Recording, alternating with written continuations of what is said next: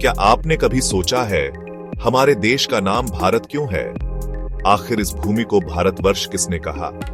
आज हम जानेंगे उस महान सम्राट की कथा जिनके नाम से पूरी दुनिया में यह भूमि भारत कहलाती है। महाराज भरत की कथा। बहुत समय पहले सत्य और धर्म से युक्त एक महान राजा हुए जिनका नाम था भरत। वे भगवान विष्णु के अवतार ऋषभदेव के ज्येष्ठ पुत्र थे। पिता के संन्यास लेने के बाद भरत ने राज्य संभाला। उनका शासन इतना न्यायप्रिय और महान था कि पूरा जन समाज उन्हें धर्मराज कहकर पुकारता था। हर प्रजा सुखी थी, कोई भूखा नहीं रहता था और हर व्यक्ति धर्म मार्ग पर चलता था। भरत ने अपना राज्य केवल एक नगर या प्रदेश तक सीमित नहीं रखा। उनका साम्राज्य हिमालय से लेकर समुद्र तक फैला था। उनकी शक्ति, उनके धर्म और उनके चरित्र ने इस पूरी भूमि को एक सूत्र में बांध दिया। इसी कारण यह भूमि भरत भूमि और आगे चलकर भारतवर्ष कहलाने लगी। लेकिन महाराज भरत की महानता केवल एक राजा के रूप में ही नहीं थी। राजपाट छोड़ने के बाद वे वन में चले गए और भगवान विष्णु की भक्ति में लीन हो गए। लेकिन वहां एक छोटी सी घटना ने उनके जीवन को बदल दिया।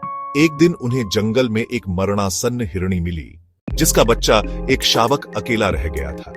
भरत ने उस शावक की सेवा शुरू की। धीरे धीरे उनका मन उस हिरण में इतना बंध गया कि भगवान का ध्यान छूटने लगा।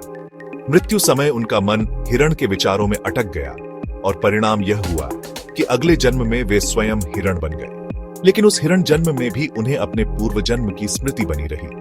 उन्होंने समझ लिया मोह ही बंधन का कारण है। फिर अगले जन्म में वे जड़ भरत हुए। उन्होंने सांसारिक मोह को त्याग दिया और केवल भगवान में मन लगाया। आखिरकार उन्होंने मोक्ष प्राप्त किया। महाराज भरत की यह कथा हमें बताती है कि धर्म, नीति और भक्ति ही जीवन का सच्चा आधार है। उत्तरम यत् समुद्रस्य हिमाद्रेश्चैव दक्षिणम वर्षम तद भारतम नाम भारती यत्र संततिः। समुद्र के उत्तर और हिमालय के दक्षिण तक का जो भूभाग है उसे भारतवर्ष कहा जाता है क्योंकि वहां भरत की संतानें रहती हैं। इस तरह हमारे देश का नाम किसी राजनीतिक या भौगोलिक कारण से नहीं बल्कि एक महान सम्राट की धर्ममय गाथा से जुड़ा है। यही कारण है कि आज भी जब हम कहते हैं मेरा भारत महान, तो उसके पीछे हजारों वर्षों की धर्म, भक्ति और त्याग की परंपरा खड़ी है।